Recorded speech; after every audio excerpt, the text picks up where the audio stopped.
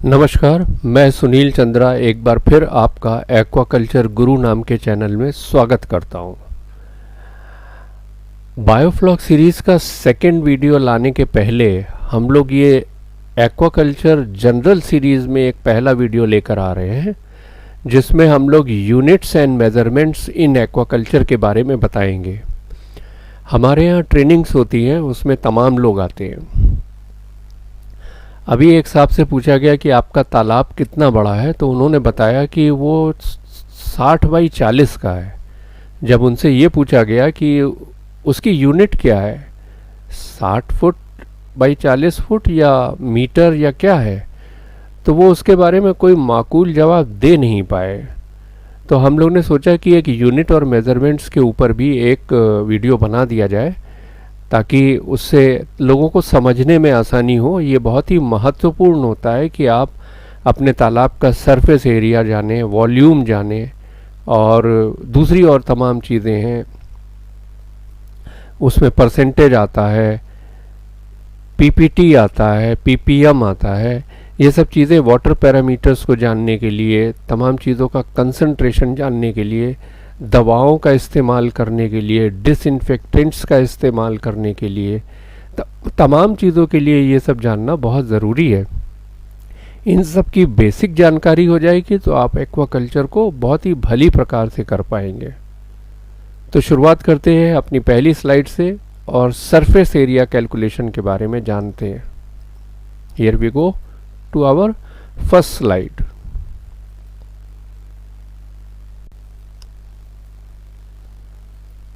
तो पहली स्लाइड में हम लोग देखते हैं surface area calculation. Surface area calculation के लिए सबसे पहले ये जानना बहुत ज़रूरी है कि हम लोग किस यूनिट का इस्तेमाल कर रहे हैं दूरी नापने के लिए। क्या वो फुट है या मीटर है या किलोमीटर है, ये जानना बहुत ज़रूरी है। एक जनरल प्रैक्टिस में मीटर का इस्तेमाल काफ़ी होता है।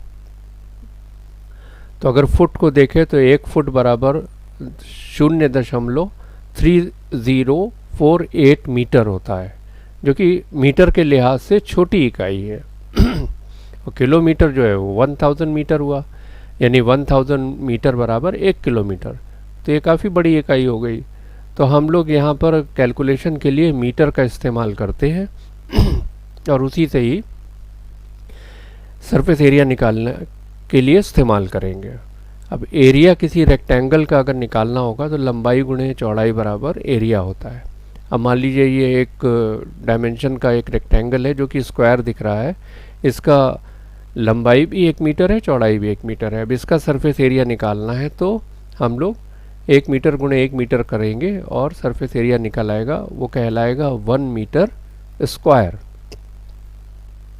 अब स्क्वायर क्यों कहा इसको?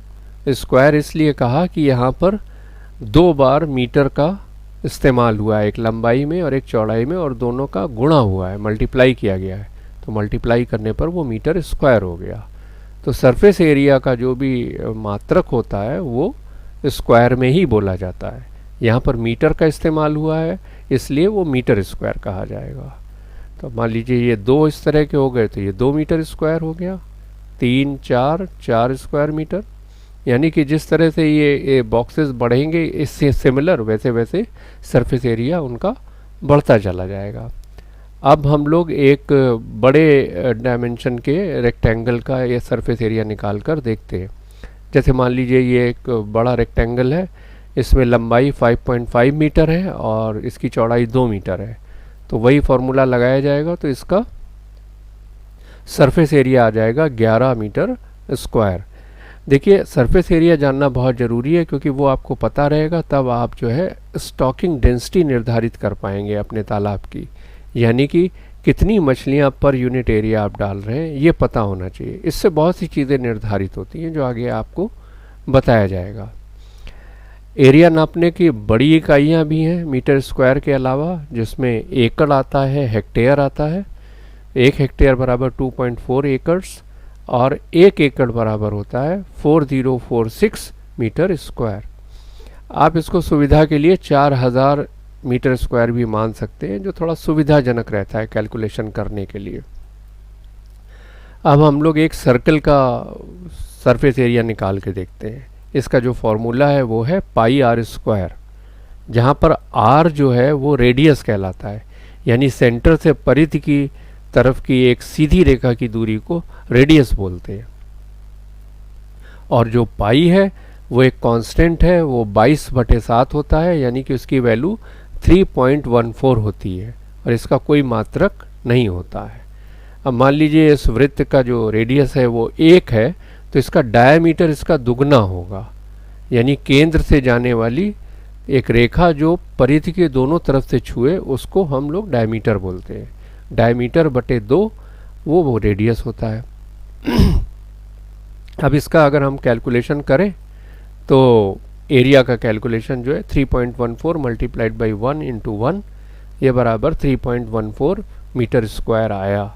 इस तरह से हम किसी सर्कुलर डायमेंशन के स्ट्रक्चर का सरफेस एरिया निकाल सकते हैं। मीटर स्क्वायर या स्क्वायर मीटर दोनों एक ही चीज़ होती है, इसमें कोई भेद नहीं होता। तो अब एक दूसरी तरीके से हम एक्सप्लेन करके दिखाते हैं कि ये 11 मीटर स्क्वायर जो इसका एरिया आया है ये कैसे जस्टिफाइड है। अगली स्लाइड में देखते हैं। सरफेस एरिया को थोड़ा एक्सप्लेन किया गया है पिछले एग्जाम्पल को ही लेके।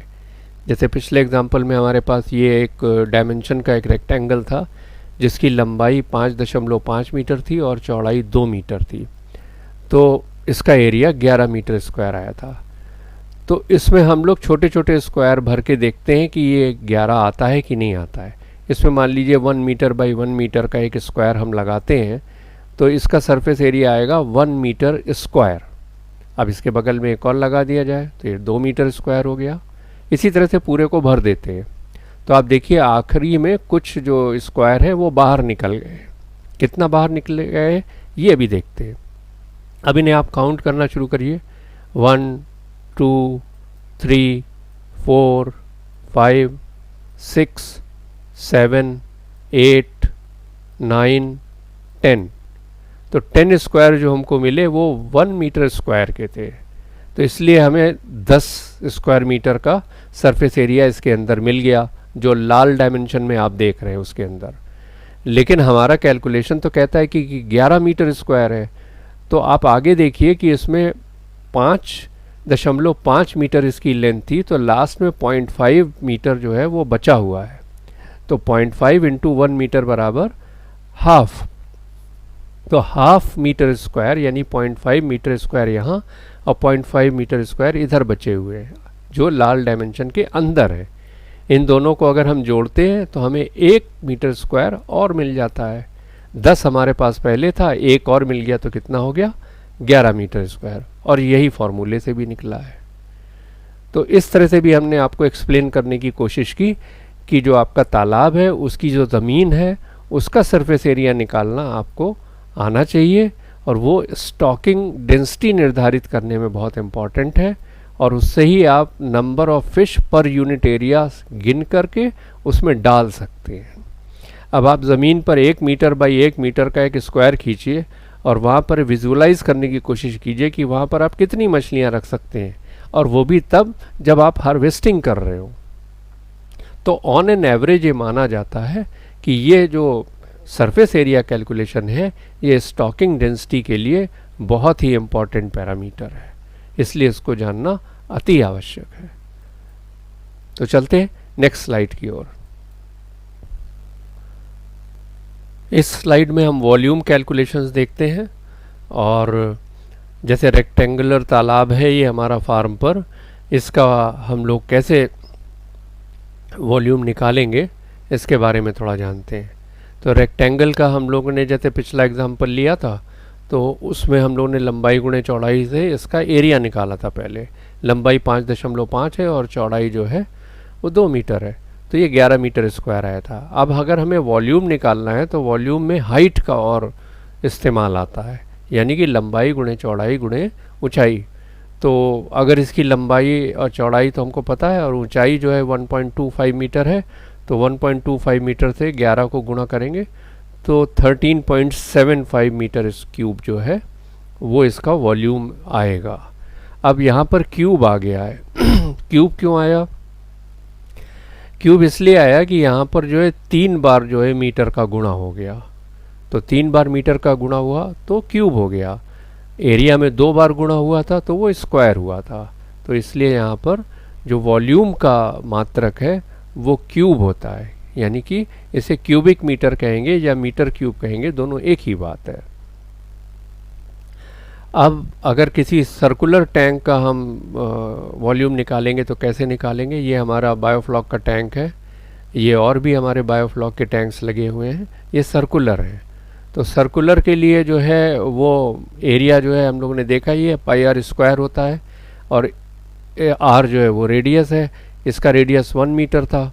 अब हाइट अगर इसकी जो है 1.25 मीटर हम लेते हैं तो जो वॉल्यूम होगा वो पाई आर स्क्वायर एच, यानी कि इसमें भी हाइट का गुणा हो जाएगा। तो जब हम गुणा करेंगे तो हमें वॉल्यूम निकल के आता है 3.925 मीटर क्यूब। अब 1 मीटर क्यूब में 1000 लीटर आता है, तो अगर हमें इस मीटर क्यूब की इकाई से उसे लीटर में चेंज करना होगा तो हमें हर मीटर क्यूब को 1000 से गुणा कर देना पड़ेगा, तो हमें लीटर निकल आएगा।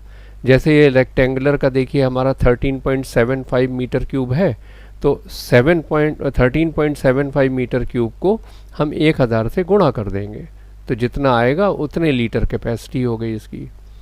तो ये आ गया 13,750 लीटर, ये इस रेक्टेंगुलर जो पॉन्ड है इसकी कैपेसिटी हो गई।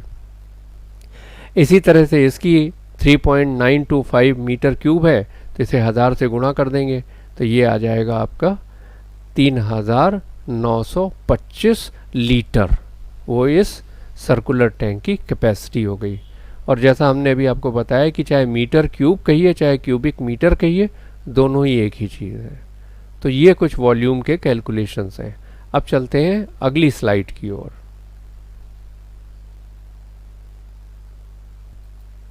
इस स्लाइड में हम लोग एक पॉन्ड के संदर्भ में वॉल्यूम और सरफेस एरिया के बारे में जानेंगे। ये हमारे पॉन्ड है फार्म पर, इनका डायमेंशंस है और इसमें हम लोग अच्छी तरह से मछली का उत्पादन कर रहे हैं, इसके बारे में देखते हैं। ये इसका ग्राफिक रिप्रेजेंटेशन है, इसका एरिया निकालते हैं लंबाई गुणे चौड़ाई से। तो इसकी लंबाई जो है वो 110 मीटर है और चौड़ाई जो है 50 मीटर है, तो इस हिसाब से इसका जो सरफेस एरिया निकलेगा वो 5500 स्क्वायर मीटर होगा। अब ये 5500 स्क्वायर मीटर को अगर हम एकड़ में बदलें तो अभी पिछले स्लाइड में हमने देखा है कि 1 एकड़ बराबर 4046 स्क्वायर मीटर।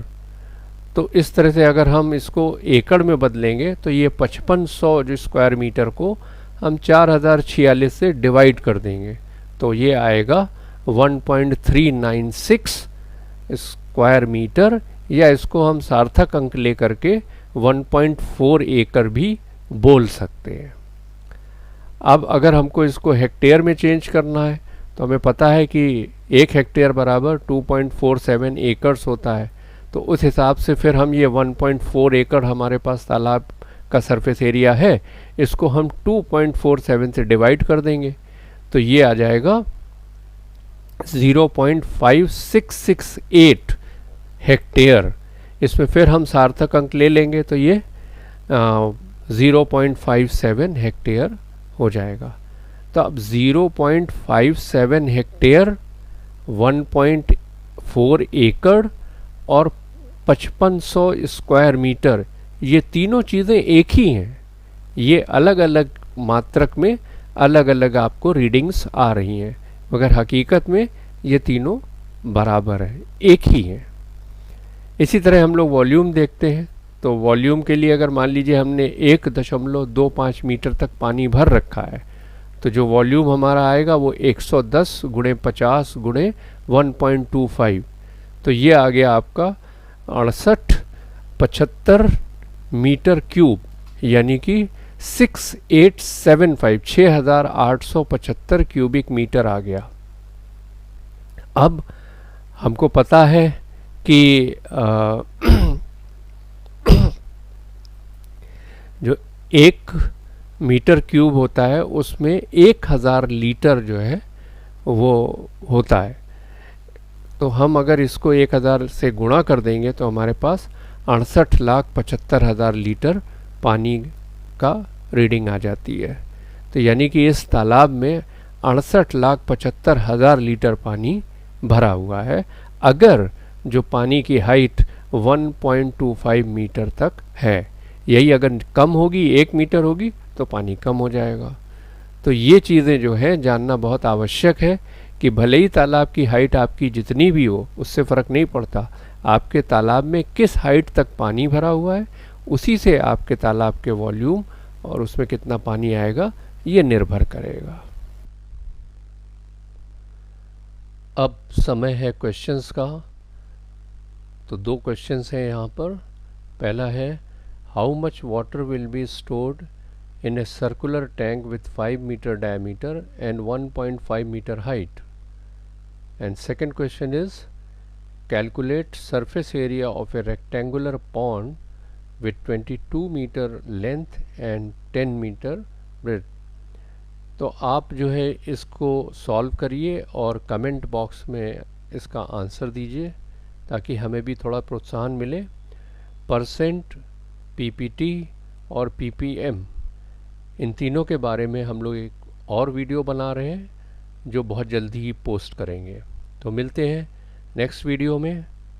नमस्कार।